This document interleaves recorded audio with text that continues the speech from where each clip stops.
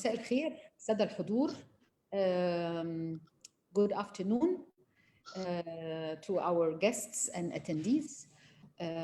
Excuse me, I will welcome our Egyptian companies in Arabic, and then when you parts are there, then we can switch to English. مساء الخير جميعا. المجلس التصديري للصناعات الغذائيه بنحب نرحب بيكم النهارده في موعدنا الاسبوعي للويبينارز. والنهارده طبعا عشان فرق التوقيت احنا الويبينار النهارده الساعه 3. موضوعنا النهارده الحقيقه عن فرص تنميه الصادرات الغذائيه والزراعيه المصريه الى كندا. بحب طبعا اشكر التمثيل التجاري في مصر استاذ سمير القرشي، وبحب ارحب بالتمثيل التجاري كندا المستشار التجاري محمد حلمي رئيس المكتب التجاري في كندا، وبحب ارحب بالمجلس التصديري للحاصلات الزراعيه استاذ هاني حسين المدير التنفيذي، وزملاء من مجلس الحاصلات واعضاء مجلس الحاصلات، وطبعا اعضاء المجلس التصديري للصناعات الغذائيه.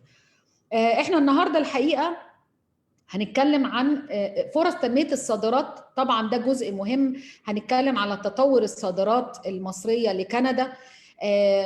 طبعا في زيادة طفيفة في زيادة الصادرات، حتى لو هي 6%، بس الحقيقة في بوتنشلز كبيرة لمنتجات مختلفة على رأسها الخضار المجمد وأكيد الحاصلات الزراعية.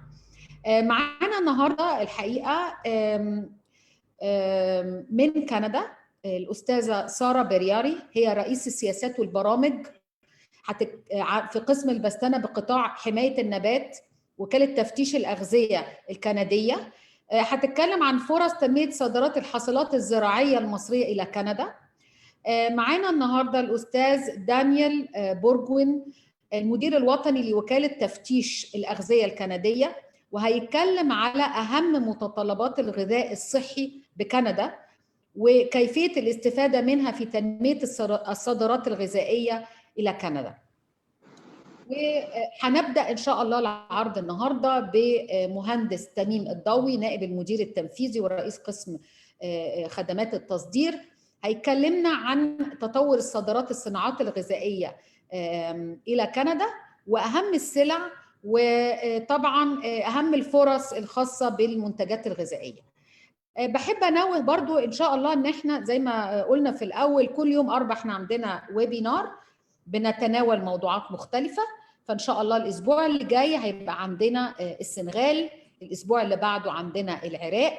لو حضراتكم طبعا تابعتونا على السوشيال ميديا هتقدروا تشوفوا البلان بتاعنا كل يوم 4 الساعه 10 باذن الله. مهندس تميم اتفضل حضرتك. مساء الخير على حضراتكم جميعا. اتفضل. مساء الخير استاذه مي.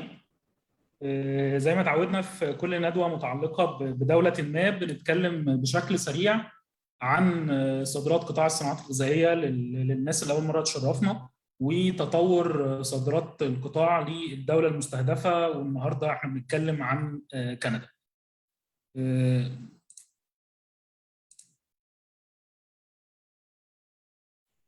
سريعا بالنسبه لصادرات قطاع الصناعات الغذائيه في سنه 2020 صادرات القطاع بلغت حوالي 3.5 مليار دولار، واحنا كقطاع بنمثل 13% من اجمالي صادرات الصناعات الغذائيه المصريه غير البتروليه.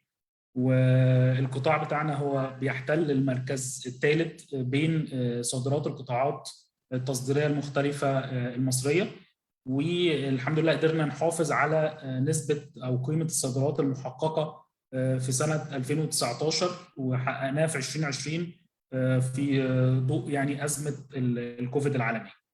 لو هنتكلم بشكل سريع عن قطاع الصناعات الغذائية وأهم الدول والتجمعات الدولية المستهدفة لصادراتنا، فهنلاقي على رأسها الدول العربية بتمثل 54% من صادرات القطاع، يليها الاتحاد الأوروبي بنسبة 14%، يليها الدول الأفريقية الغير العربية بنسبة 11%، يليها الولايات المتحدة الأمريكية بنسبة 5%، وثم باقي دول وتكتلات العالم بنسبة 16%.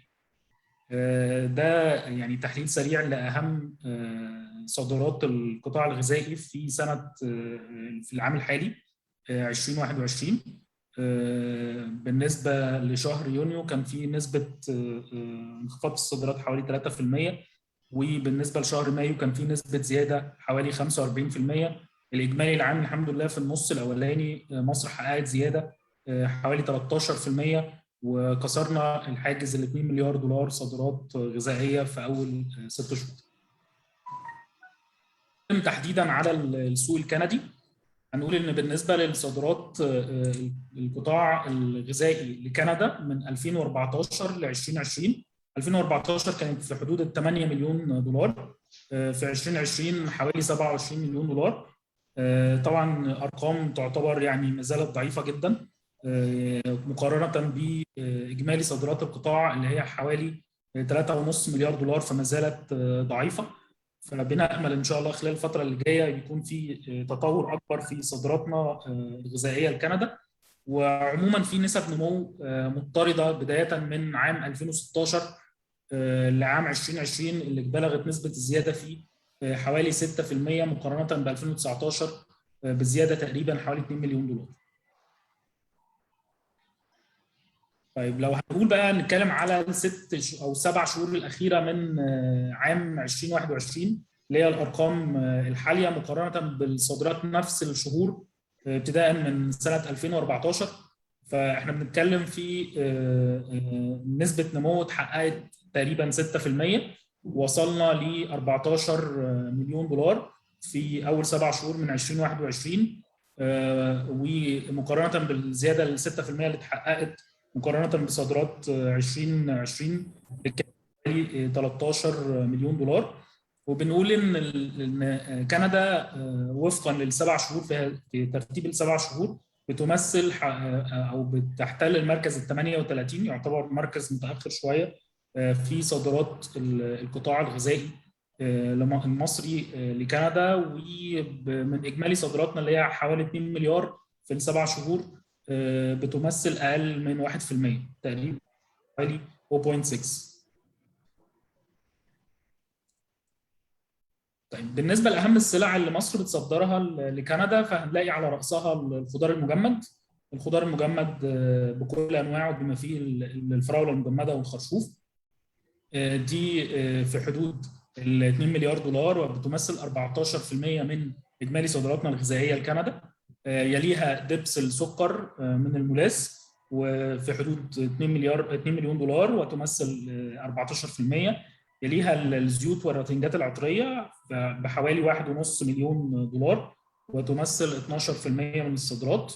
يليها البذور والاسمار الزيتيه بحوالي 1.1 مليون دولار، ثم الزيتون المخلل والمصنع بحوالي 1.1 مليون دولار، والملح ملح الطعام في حدود برضو مليون دولار، والشوكولاته في حدود مليون دولار، المحضرات الخضر والكاند فود في حدود المليون دولار، المربى اقل من نص مليون دولار، والحساء والمرق باقل من نص مليون دولار. شكرا جزيلا واتمنى ما اكونش اطلت على حضرتك. اتفضلي يا استاذه.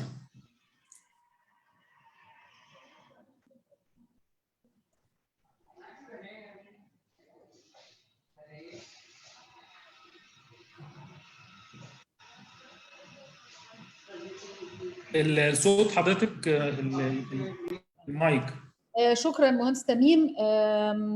والحقيقه احنا الجزء اللي جاي دلوقتي جزء مهم جدا، انه ده طبعا من مكتبنا في كندا، مستشار تجاري محمد حلمي رئيس المكتب التجاري في كندا، هيكلمنا على كيفيه النفاذ الى الاسواق الكنديه، فرص المنتجات المصريه في هذه الاسواق، لانه طبعا مهم جدا ان احنا زي ما قلنا ان احنا طبعا الارقام بتاعتنا جايز ضعيفه شويه، بس في بوتنشلز كبيره، وبالذات انه في جاليات عربيه ومصريه كبيره جدا في كندا، واكيد في فرص متاحه نحب نتعرف عليها من مستشار تجاري محمد حلمي. اتفضل حضرتك. صباح الخير عليكم جميعا.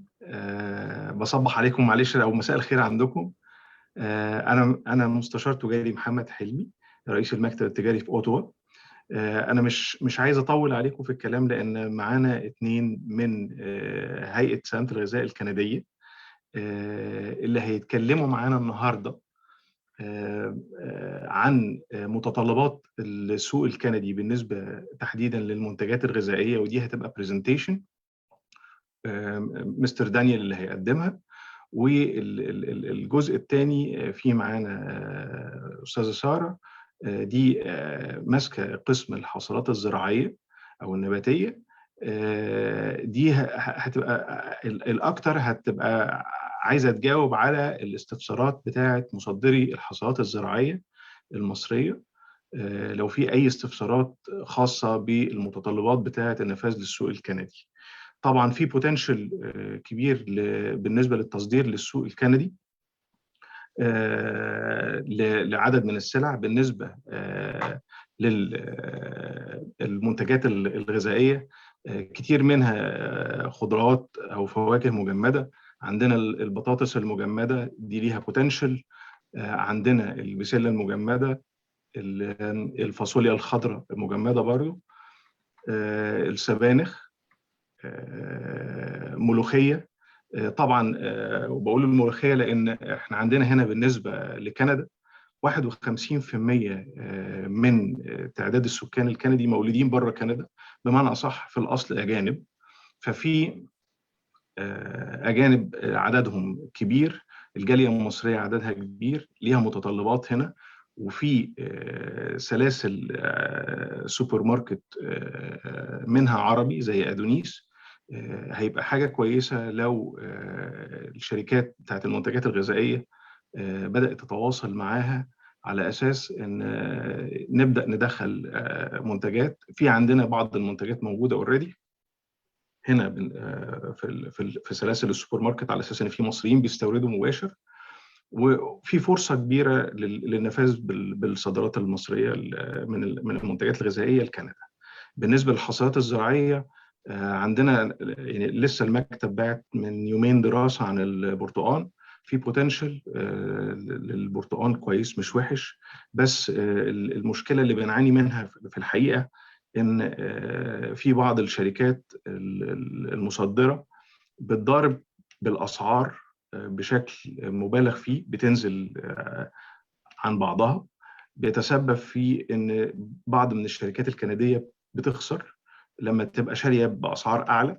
فبندعو المجلس إن هو يطالب الشركات المصرية، مش هقول تثبيت أسعار، بس يبقى في مارجن متفق عليه، علشان خاطر ما تبقاش سمعة البرتقال المصري إن هو أسعاره بتنزل فالشركات بتخسر، فبيحصل عزوف عن استيراد البرتقال المصري. احنا عندنا ميزة إن احنا بقينا أكبر دولة مصدرة للبرتقال، مش عايزين نخسرها أو مش عايزين نخسر السوق الكندي، وفي بوتنشال كويس، خاصة إن بالنسبة للخضروات والفاكهة بشكل عام في قابلية للنفاذ للسوق الكندي، وفي شركات كندية بتصدر لأمريكا، والعكس في شركات كندية بتسعى دلوقتي للاستيراد من مصر بشكل مباشر. عندنا في شركات في كيباك في مونتريال، وفي شركات في تورونتو. تورونتو إلى حد ما بيجيبوا من أمريكا، فممكن يجيب منتجات من الشرق الأوسط من خلال أمريكا.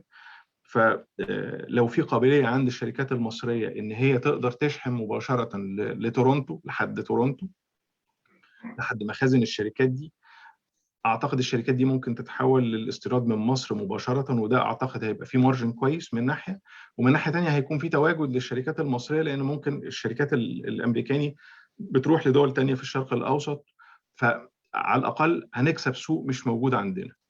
فمش عايز أطيل عليكم، ممكن بعد البرزنتيشن لو في أي حد محتاج يسأل المكتب في أي وقت، الإيميلات بتاعت المكتب مع المجلس التصديري سواء للصناعات الغذائية أو للحصاد الزراعية. وبشكرهم جدا على مشاركتكم في الندوة بتاعت النهاردة، ويا رب تبقى مفيدة إن شاء الله. أرجو إن احنا لو في أي أسئلة خاصة بمتطلبات نفاذ المنتجات الغذائية أو الحصاد الزراعية، نسأل الخبراء اللي موجودين النهاردة معنا إن شاء الله. متشكر جدا لكم. شكرا لحضرتك مستشار تجاري محمد حلمي رئيس المكتب في كندا. والحقيقه اكيد ان شاء الله هنتواصل مع حضرتك، لانه حضرتك اثرت برضو موضوعات مهمه جدا، اللي هي هل الشركات تصدر كندا ولا تصدر كندا عن طريق امريكا. جايز برضو انها تستفيد من اتفاقيات مثلا GSP، فبالتالي يبقوا اسعارهم اكثر تنافسيه، او تصدر لكندا على طول. فاكيد هيبقى في اسئله خاصه بالموضوع ده لحضرتك، بما في ذلك طبعا من الطلب الاساسي للشركات لو برضو يبقى في قائمه باسماء المستوردين لاهم السلع، وكمان لو في اي فرص ان احنا نعمل B2B ميتينجز اونلاين مع بعض الشركات، لان فعلا ده تم مع دول مختلفه والحقيقه كانت ناجحه جدا. فان شاء الله هنرجع لحضرتك في النقط الثانيه. اوكي now I would like to welcome Mr. Daniel Bourgoin, and we are looking forward to your presentation about food safety requirements for imported foods, and what are the chances and opportunities for the Egyptian companies to export agriculture, fresh products, or to export processed food products. Mr. Daniel, the floor is yours. Well, thank you very much. I think you will have to pass the control to me, if I'm not mistaken, so that I can share. Co-host, Mr. Daniel, you are co-host, so you can share your presentation. Oh, I thank you very much. So, and bear with me while I just set up, choose the presentation screen here, and go ahead. No, this one. And all right. So, thank you very much. Just in it will start once I maximize the screen.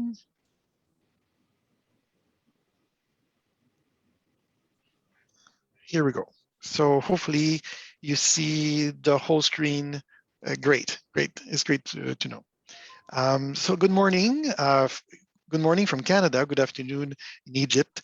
I'm here with my colleague, Ms. Sarah Berry, to help you maybe through some of the requirements that are regulatory requirements to export to Canada. I myself, I'm the national manager of food imports, managing all types of food products imported into Canada from all over the world. Canada is a large importer of food, and during the presentation today, I would just like to go through some of those objectives with you. So an overview of the CFIA, Canadian Food Inspection Agency, the import process, the regulations, the labeling requirements, the safety standards and guidelines, and a look at the information that is present online on the website of the CFIA.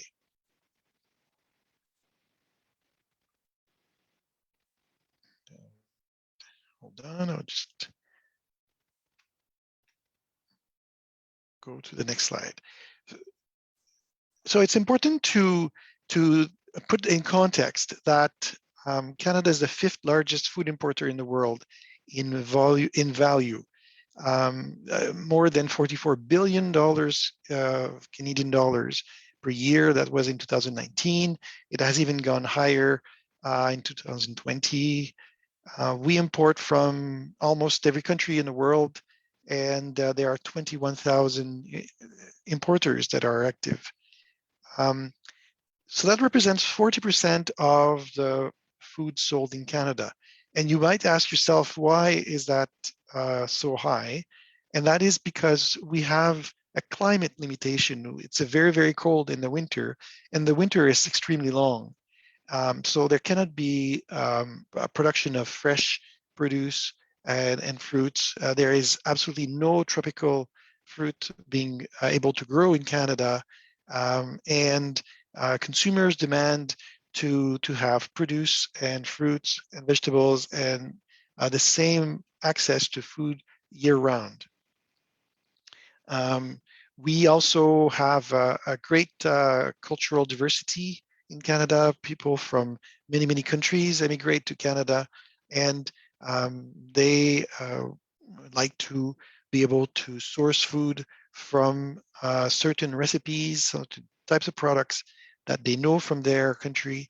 And so that provides for diversity in the food offering at the grocery stores and in the markets.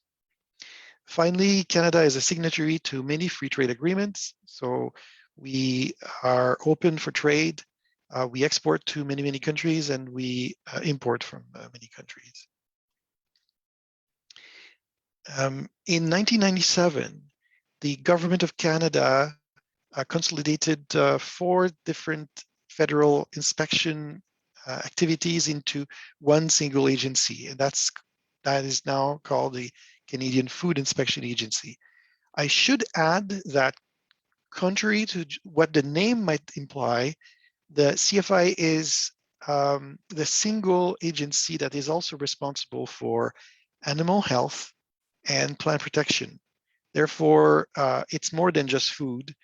We also have all of the resources and the capacity for inspection of live animals and germplasm and live plants and plant products, and fish and seafood. So it covers more than just food, even though the name might be misleading. We want to excel as a science-based regulator. The science-based regulator means that our decisions for importing are based on science, are based on the risk management principle. We follow the Codex guidelines, the World Organization for Animal Health guidelines. We follow the International Plant Protection Convention. So we're signatories to those trade agreements, and we also participate actively in what we call the 3 standard setting bodies in the world. What my organization does is to prevent and manage food safety risks, domestically imported, and also to certify exports of those products to other countries. We also deal with zoonotic diseases and trying to minimize the effect. Also, all aspects of labeling and consumer protection regarding prevention of fraud and deceptive practices at the labeling or for declaration of origin or so on and so forth. We see that very much. It's very, very important throughout the world. It's a world problem that fish is misdeclared, may be reported as a different type of product. Also for organic products, it's very important to try to abide by some of the requirements so that consumers, when they want to buy products, that they effectively know that they're buying an organic. And we facilitate market access. And we're very, very competitive on the products that we export.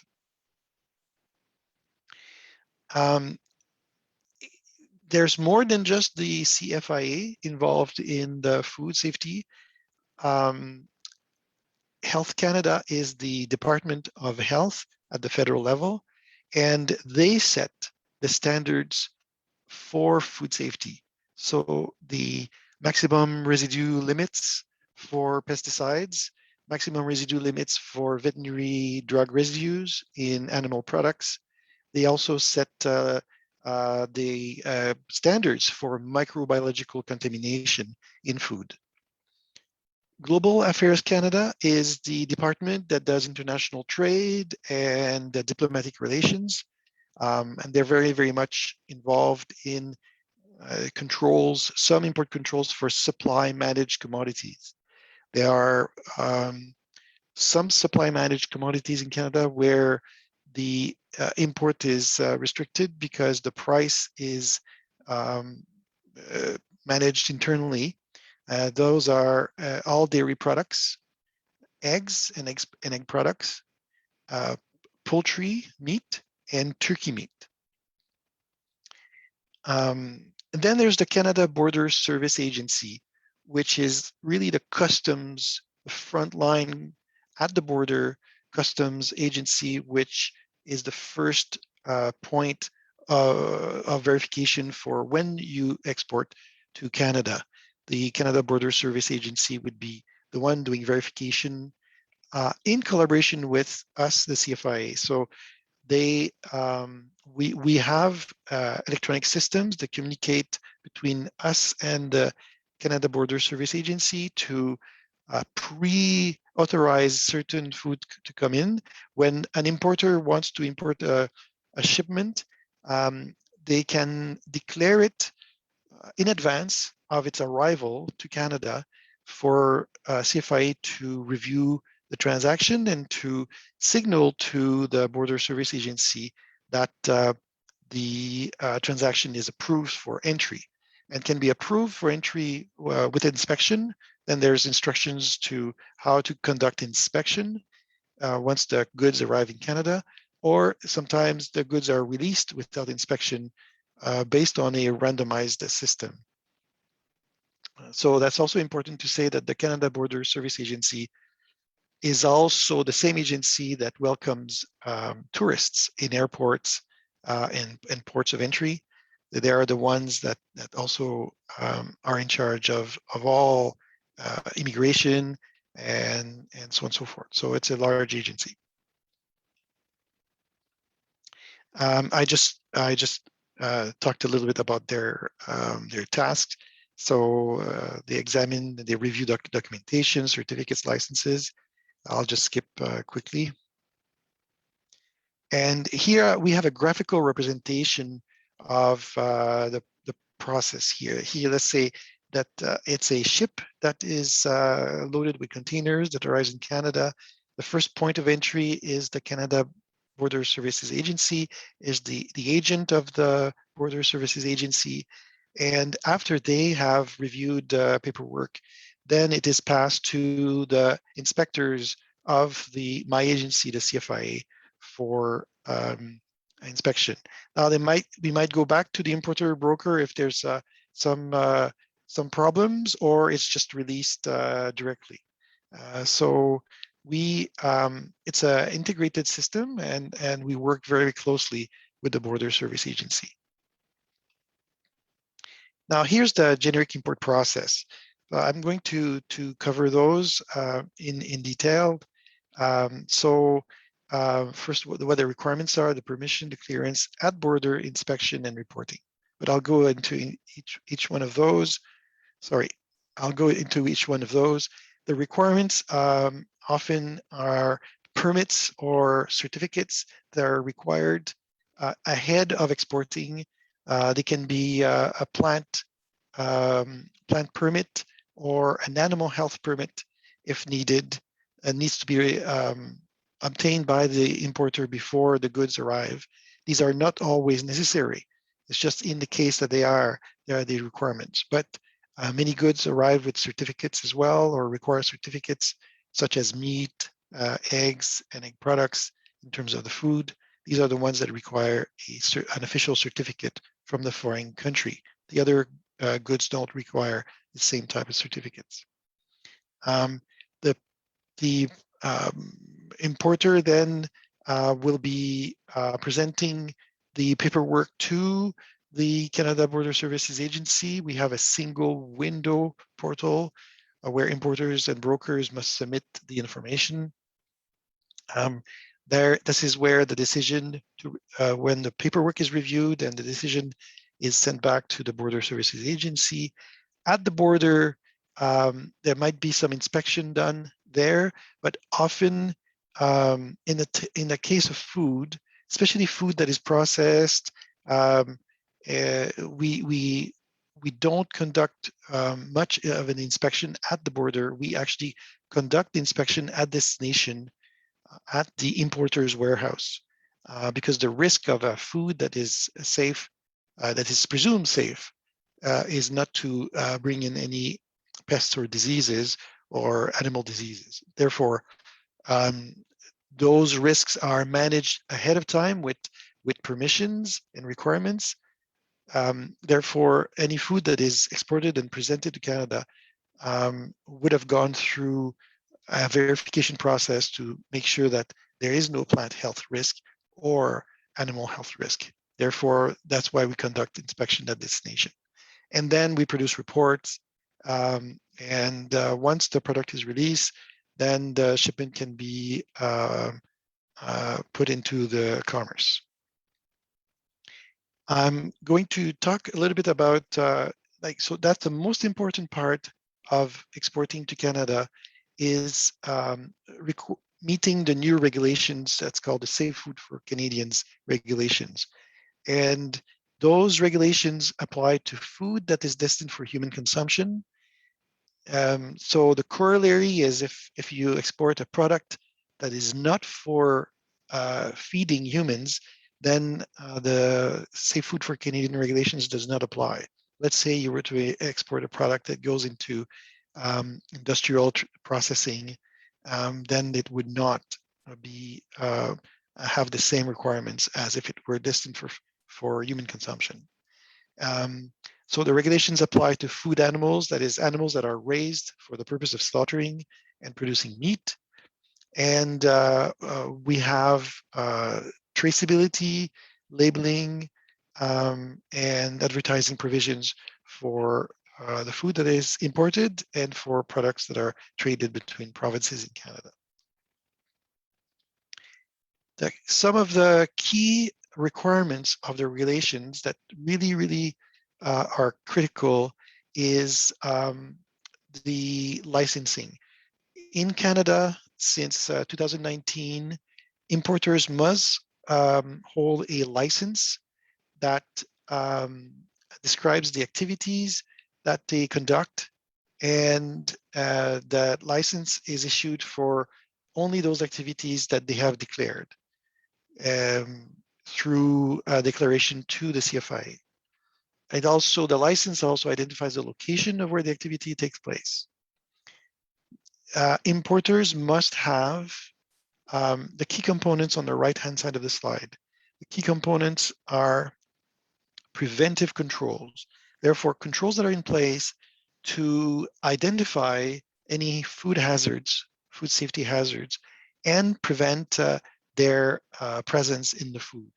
And normally, these are preventive controls that are required by many markets.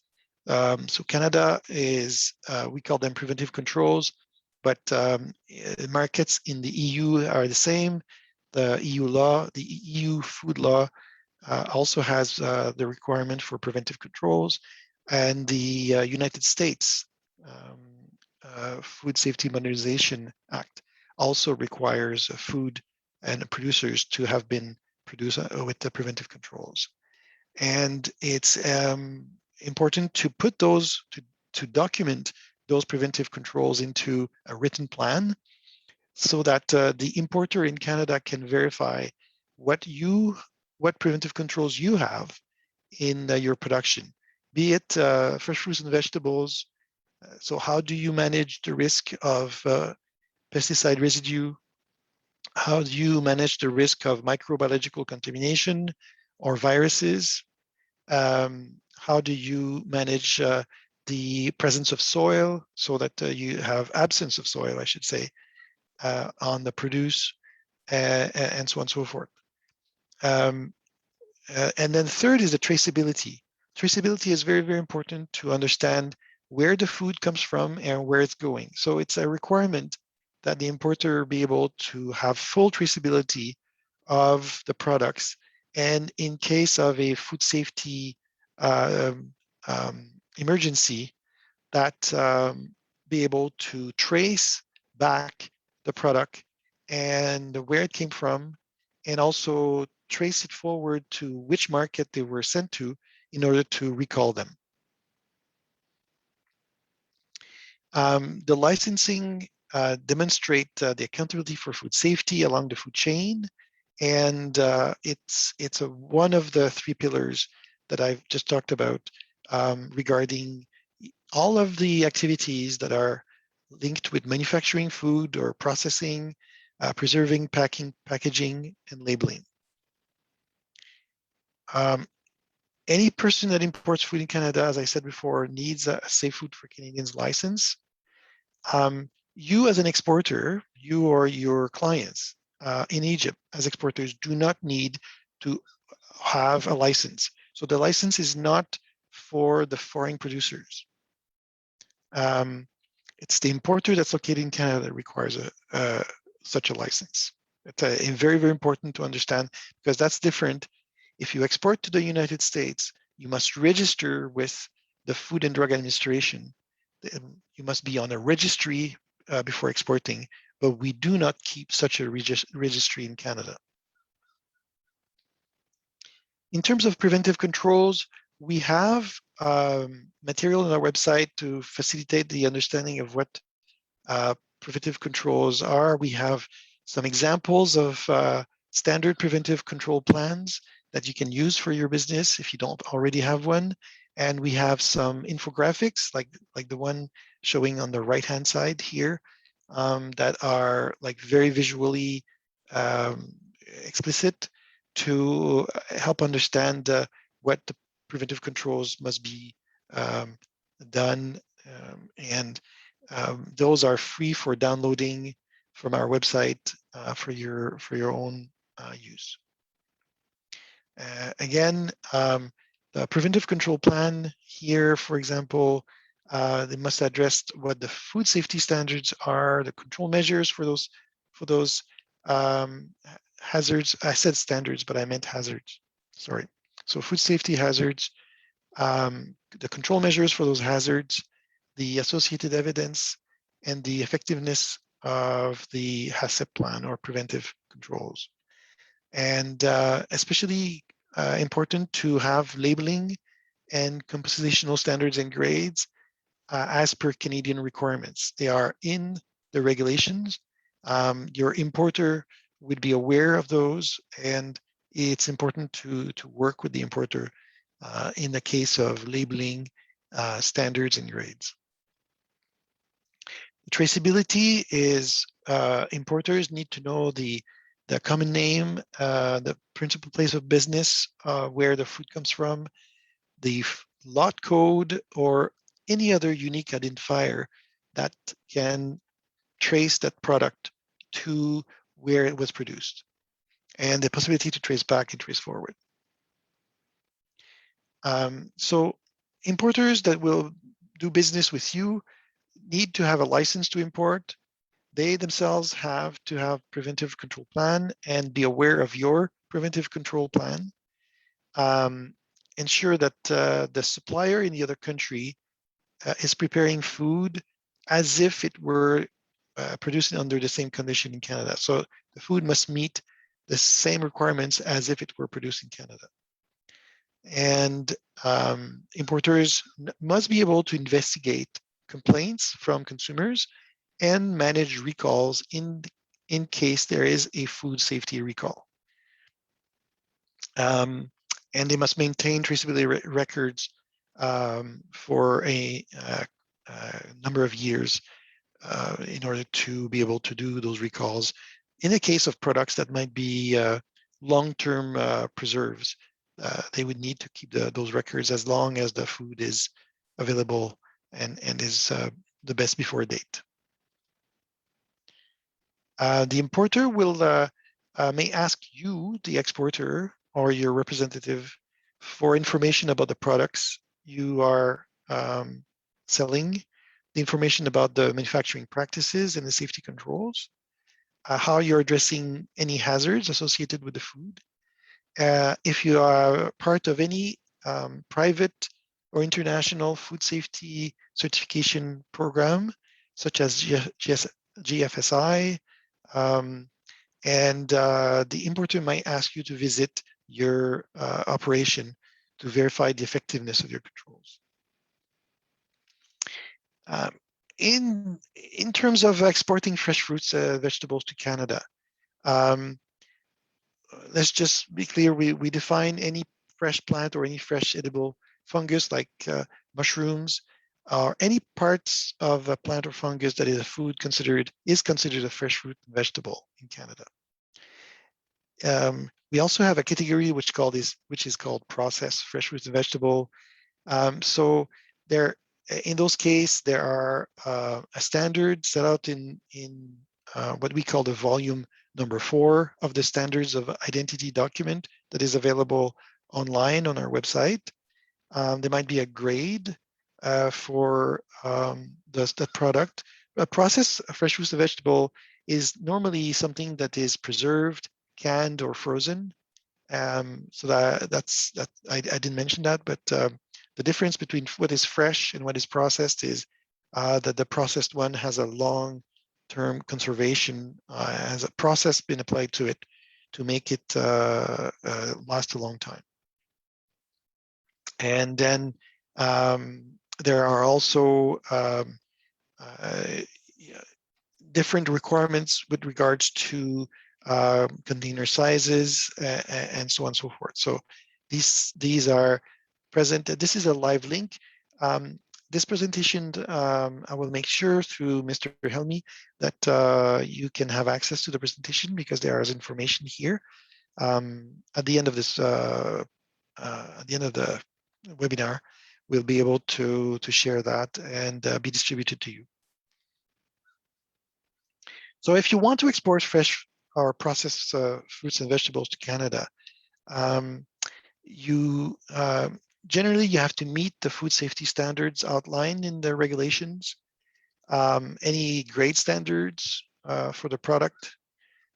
The document is incorporated by reference in the regulations, any specified standard container sizes for the products, the labeling requirements in English and French, the official languages of Canada. Any applicable plant health requirements for fresh produce must be dealt with before you export, not after, because if the goods land in Canada without the proper permits, or if the fresh fruit and vegetable is not allowed for some plant health requirements, it's going to be refused entry and destroyed. So it's really important to verify the plant health requirements before you get your shipment shipped.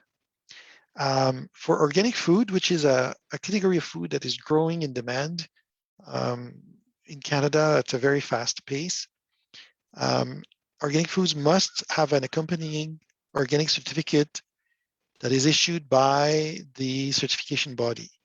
And this certificate will be required by the importer, because the importer must show the certificate at the time of import, must submit the certificate with the documentation, right? A little bit about the Canadian labeling requirements. So that applies mostly to prepackaged food, and so not to bulk.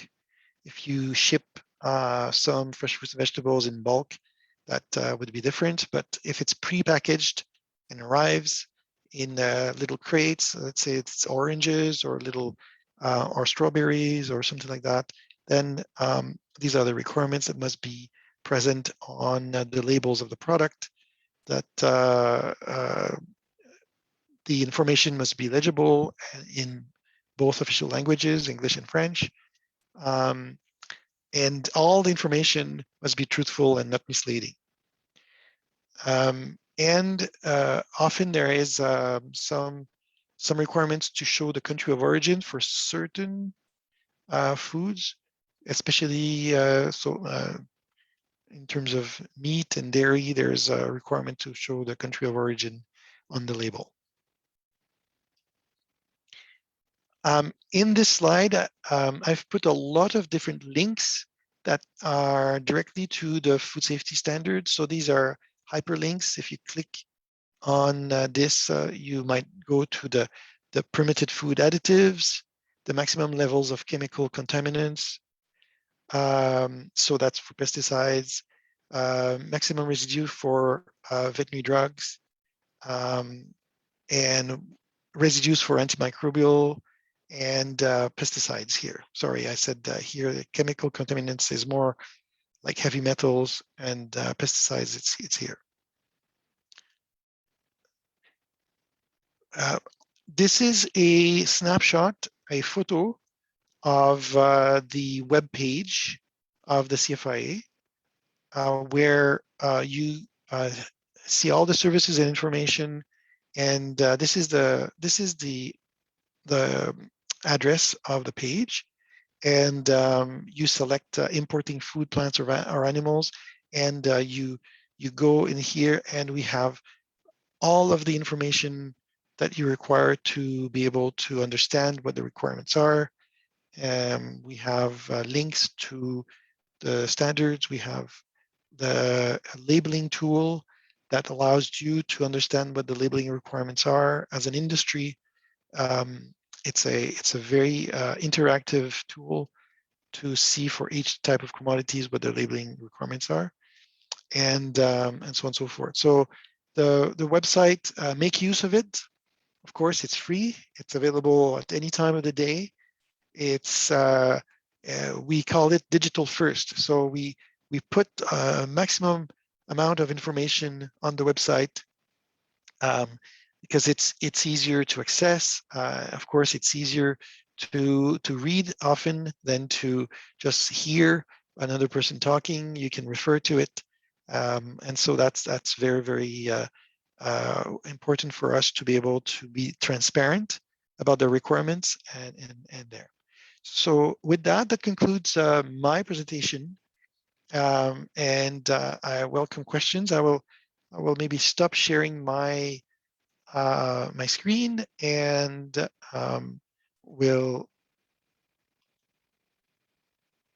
go back to the web, and if there are any questions, maybe there's a way to manage that. We already have a question in the chat from Reda. The question is, how can I know if my food verify? How can I know if my food verify the requirements? Now, first you need to understand the requirements and talk with your importer and have this discussion about what the requirements are, like the grades and so on and so forth. So all of those information that I talked about, what grades are online on the website by category of food products, and that's why I think it's the most important aspect is to educate yourself by reading the website. Maybe we'd welcome questions, or if somebody wants to, Mr. Helmy, I don't know if you want to moderate questions or help with that. Okay. Can you hear me right now? Yes, very well. Wonderful. First of all, thank you so much for being with us and giving us from your time today. And the wonderful presentation that you provided us today as well, and the unique information that you gave us. First of all, I by myself want to ask about the frozen strawberries. Would it be possible for our exporters to export frozen strawberries for the time being? This is the first question. And the second question will be to Mrs. Sarah regarding the grapes, the Egyptian grapes. As good morning, Sarah. Now I can see you. Hi. And I want to ask about the grapes because as far as I know that each grower should be registered at our Ministry of Agriculture in advance before exporting grapes to Canada. So I want to clarify to our exporters so they can be able to see all the opportunities to export Egyptian grapes to the Canadian market.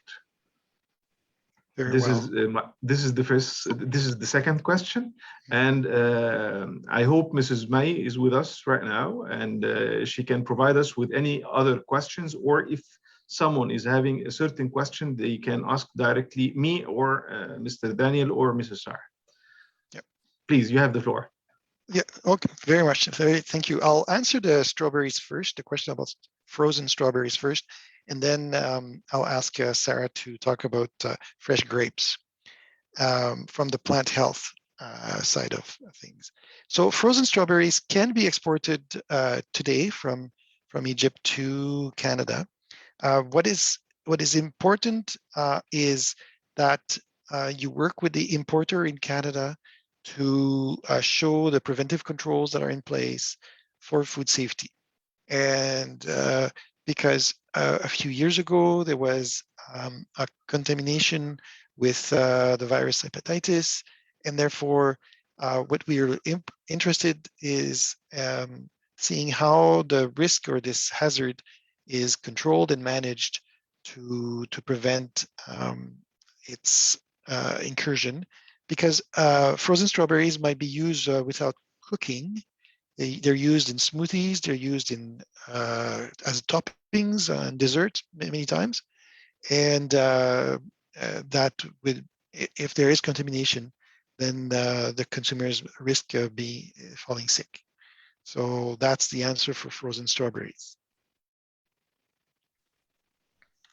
Thank you so much. I guess this is my chance to jump in. I can give just a really quick introduction. I'm a colleague of Daniel's on the plant health side of things. I'm a policy and programs leader with the plant protection division in the horticulture section. So everything that is fresh fruit, vegetable, and plants for propagation is managed by my team. And where Daniel's team manages all of the food safety requirements, our team would manage the plant health requirements. So with regards to your question about Egyptian grapes, that is currently an open trial that has been negotiated, correct, with Egypt. So there is the opportunity to be exporting Egyptian grapes to Canada. At this time, because it's in early stages of import, there is a requirement for an import permit. So I'm sure that all of these requirements have been communicated to Egypt. And as Mr. Helmy mentioned, there is a registration requirement, correct? You're looking to confirm that? Yes. Yes. I just needed your confirmation in front of the Egyptian exporters. Okay. That I hope they communicate with the Egyptian Ministry of Agriculture in order to do the required registration in order to be able and to have all the preventive requirements as well in order to be able to export Egyptian grapes the next season to Canada. That's correct. Yes, I believe that is the preliminary requirement. And then what happens at the CFIA is once we've received a certain volume of imports, we're able to evaluate how that trial went. And then the next step would be to lift some of those requirements and move towards a more open trade option. Thank you so much. I will just let you know that my colleague Neil Henry is the main holder of this file, and he is currently on leave this month. But I'm happy if there's any very specific questions, I'm more than happy to pass those on to him. With pleasure, we will be always in contact with you. It's our pleasure in the office. I'm based in Ottawa, so we will be definitely in contact. I'm in direct contact on almost monthly basis with Mr. Daniel, and with pleasure to be in direct contact with you as well, in order to facilitate any requirements from the Canadian side, and also to answer any questions from the Egyptian side, and try to facilitate the trade in either horticulture products or food products to Canada. Thank you so much. Thank you, Mr. Mohammed. Thank you, Mr. Mohammed. I would like to thank you, Mr. Daniel, Mrs. Sarah, for the information and the presentation. I think all of the attendees have a lot of information and I think a lot of them also have questions. So now we are opening the floor for the participants to direct any question to Mr. Daniel or Mrs. Sarah.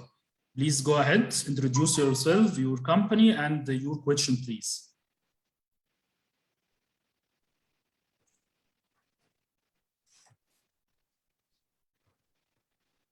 Hello? Hello. Can you hear me? Yes, we can hear you. Go ahead. Okay. I'm Rudaina. I'm an export specialist at Al Arya Herbs and Spices in Egypt. Nice to meet you. Nice to meet you too. Nice to meet you. So I have a question. Can I ask, please? Go ahead. Okay. What about exporting herbs and spices changes to Canada? So in this season? Yes. We grow very little spices and herbs in Canada. So we need to import herbs and spices from all over the world. This is a commodity that is quite commonly imported into Canada. There are many big companies that import and repackage, or depending on how you want to market, you contact one of those companies that sell herbs, and you then are a supplier to them, and they sell it under their own brands. Or I don't know if you have your own brand already and you want to sell, or you want to sell in certain niche markets, something very specialized. It's up to you to look at what your product is and your market. But in terms of herbs and spices, one of the important aspects of herbs and spices is to make sure that there is no contamination with potential allergens. What we have seen in the past is sometimes the grinding machinery, the equipment that is used for grinding might be used for many, many different types of products. And one of the allergens that is obligatory to declare on labels in Canada is peanuts and tree nuts, and mustard is another one. So if the equipment is ever used to grind nuts or peanuts or mustard seed, and then is later used to grind other herbs and spices, that there must be a step that is done to thoroughly clean the equipment and remove the possibility of cross-contamination.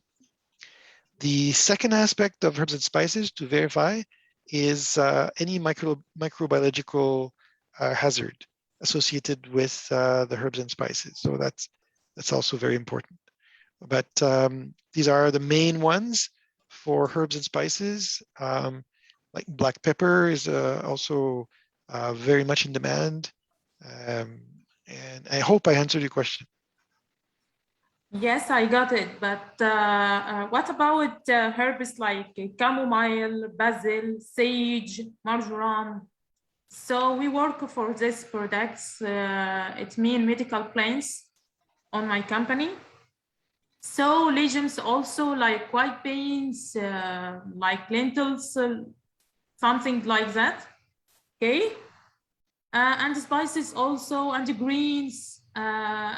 We have all classifications of our herbs, so we can export any kind of this, and we can send samples also to make sure of a quality, to make sure of specifications, something like that. So how can I get your companies that export from us? That import from us, something like herbs, spices, seeds. How can I get this company? Is this something like link or websites? Excuse me, I will interrupt. Okay, Mrs. Rudaina, you can send to the office, the email of the office. You do have it. We can provide you with the list of companies that are importing herbs and spices, no problem. Okay. Regarding the discussion now is related to the requirements. But okay. regarding the companies and name of companies, we can provide it to you directly, no problem. Okay, Yeah. thanks. Thank you. Yeah, it's important for me maybe to point out that as the federal government, Yes. my job is not to recommend importers.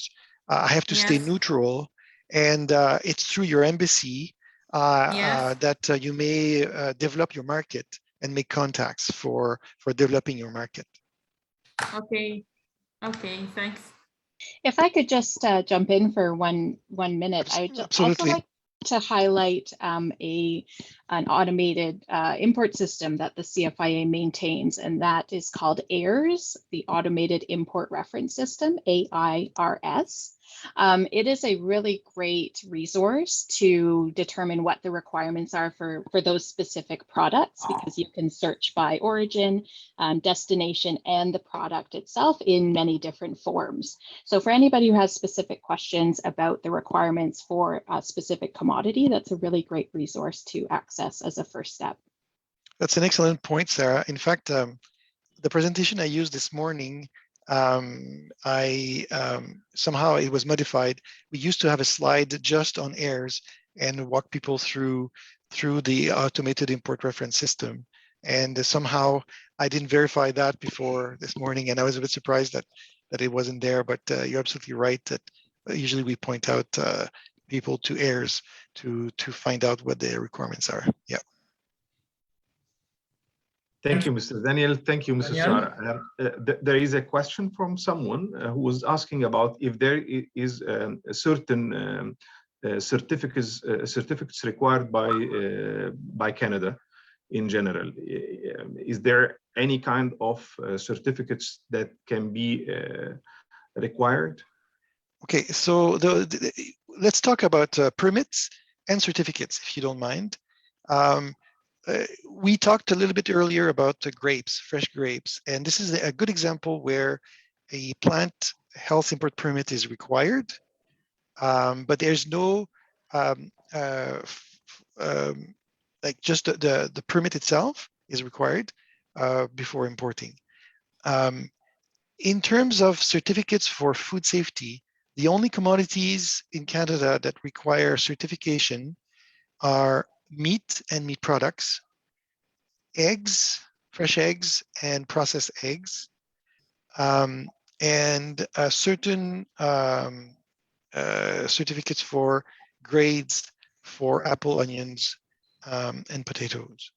But other than that, there are no other certificates for food. But the import permit requirement is very important, because on the import permit, maybe Sarah wants to talk about it. Sometimes there is a phytosanitary certificate that might be required. Yeah, I was just going to add that, Daniel, that for any propagative plant material and some fresh fruits and vegetables, then a phytosanitary certificate is required. And that just attests to maybe certain insects or inspections that have been performed by the National Plant Protection Organization before export. But again, as Daniel has mentioned, the import permit would outline any of those requirements, including the need for certificates. And even before that, if you were to access the automated import reference system, it tells you which certificates are required for that commodity. Yes. Thank you. We have Thank you so much, Sarah. Muhammad Fauzi. Mr. Mahmoud Fauzi, sorry. Mr. Mahmoud, unmute yourself, please. Hello, this is Mahmoud Fauzi, export manager of Manu, Egypt. We export olives, table olives, and olive oil. My question is, what is the certificates needs to export to Canada, and what is the volume of that products there? Thank you so much. All right. So I'll address that. In terms of volume, Mr. Fauzi, there is no production of olives in Canada. So all of the olives that are sold on the market must be imported. So there's a lot of demand, therefore, for olives. And I'll just say that I don't have the figures. Maybe your embassy can provide you some help in determining the size of the market. Let me just talk about certificates. For table olives in olive oil that are prepackaged, there is no certificate required. It is just important to be able to correctly package and label the products with all the labeling, the correct labeling in English and French, the description of the product, the list of ingredients that is used, and so on and so forth. And that's it. There is no certificate. Thank you so much. Thank you so much, Mr. Daniel. Nice to meet you. Thank you. Thank you so much. We have a question from Mr. Hisham Al-Najjar. Mr. Hisham, go ahead, please. Good afternoon. My name is Hisham Al-Najjar. I'm a Deputy Chairman of the Agricultural Expert Council. And I'd like to thank very much everybody who has set up the meeting, the Helmi Beek and the May and all hosts that have been able to put us through this. My question will primarily be on the grapes. We, as I'm presenting the fresh producers, I'll be asking about the grapes being the main product that we are trying to understand. And I'm not quite sure about the saying that there has to be a registration with the Ministry of Agriculture about that. Basically, it is what we call is the coding system. Is that all the farms and all the growers in Egypt who are producing grapes and other products like strawberries are to report themselves into the Ministry of Agriculture and in order to export. And that is with that, the ministry itself, the plant quarantine, health and plant quarantine issues the plant quarantine, the phytosanitary certificate, which enables us to send to other countries, not only Canada, but all the exports of grapes and some products are made under this coding system. The question I have for the Canadian party is that, as I understand, I mean, there's any other requirements from the, I mean, I'm not asking about certifications. We are, as I understand, there is a protocol being signed between us and Canada for imports, permitting imports of Egyptian grapes into the market. My question is there anything, until so far, the volume sent to Canada has been very, very, very small. And not only because of the transit time, but primarily there's quite other requirements that I'm trying to understand. Nothing has been stopped or being not prevented to go to Canada, but the question is there any other further requirements for grapes and for potatoes than the phytosanitary certification? Thank you. Sure, I can try and address that. As I said, I'm not the primary file holder on this, so I do apologize if I don't have all of the specifics. I can't speak to potatoes, actually, because that is not within the scope of the horticulture section. But for grapes, from what I understand is that Egypt and Canada has completed the pest risk assessment process. So that is the first stage in accessing new markets into Canada. So once that has been completed and Canada has completed their assessment of any plant health risks that are associated with the commodity pathway, then we start what's called a trial period. And that's where imports are open with an import permit, and as those imports are received by Canada, we collect the data on our inspection data is compiled, and that helps us to complete the trial period and move forward with a more open import process. So from what I understand, we are still in the trial period process. Those grapes do require an import permit, and we are still trying to compile enough data to complete that trial. So and from what I understand, through the PRA or the pest risk analysis process, there would have been requirements negotiated between Canada and Egypt. So does that help answer your question at all? It does. Thank you very much. But and the trial. Thank you very much. But there's no trials been sent yet, the permits yet, right? Because I understand that some volume has been sent already. Yes, I believe we have received some. And again, we just haven't reached that volume of imports that have allowed us to complete the trial period. And what volume is that you see? What is the volume that you're seeking? You know that I'm not sure. I can't speak to the volume. I believe it's a certain number of imports that they would like to see. But again, if you'd like to send those questions, I'm more than happy to follow up. Thank you. Thank you so much. Thank you. Thank you, Mr. Hisham. We have another question from Mr. Mohammed Salim. Please go ahead. First of all, thanks a lot of excellent presentation. And I have three questions, one to Mr. Mohammed Hilmi, the other one for Engineering Tamim, and the third one for Mr. Daniel. First one for Mr. Mohammed, I have already contacted several times with Adonis supermarket or Adonis store. Mr. Mohammed, please, can you mention your company name first? Pardon, excuse me, I repeat again. Mohammed Salim, Managing Director for Feed International for Industry and Trade Company. Okay, our activities producing dried pasta, and we have two plants or factories, one in Ismailia and one in Mansour. Okay, and also we export to dicing salt. Then my question to Mr. Mohammed, I repeat again the question. Okay, the first question for Mr. Mohammed Hilmi, I'm asking about, I have already several times tried to contact and send emails to Adonis store about our products in dry pasta, and we are able to produce under private label as American people said, white label, because we have a good capacity, more than 3,000 tons per month. Then how we can contact with them, because according to all the details about Adonis store, no one contacted with us again.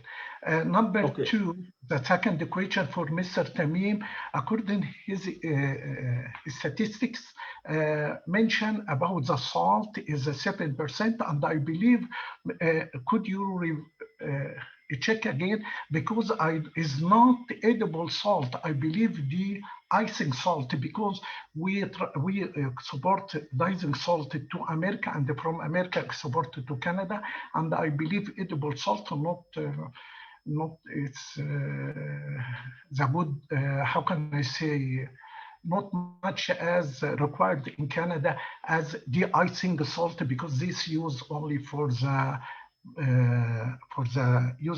street, for the snowing. Okay, third question for Mr. Daniel, I'm asking about there is special requirements for de-icing salt to export to Canada, because we are willing to export to a Canadian market for the icing salt for the next season for the snows. Thanks a lot, and waiting for your kind reply. Okay. First, thank you so much, Mr. Mohammed. I would appreciate if you can send an email to our office. We can assist you regarding the company that you mentioned that you want to communicate with. We will try to do our best in order to make the link with them, between them and you. And regarding the question for the de-icing salt, it's something not related to food actually, or horticultural products. So I don't know if Mr. Daniel would like to answer a different question, a different answer. But regarding the de-icing salt, it's a different issue, and we can discuss it with you also as well. I would appreciate if you can send me an email. We will provide you with a reply. Thank you.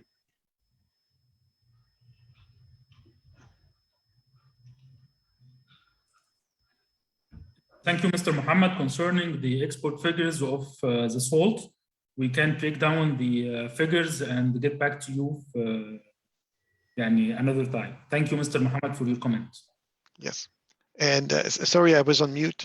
I put my microphone on mute a second, but I just want to confirm that icing salt that is used for roads is not destined for human consumption. Therefore, it's not the responsibility of the Canadian Food Inspection Agency.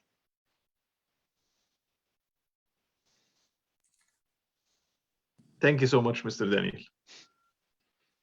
Do we have any other questions, please?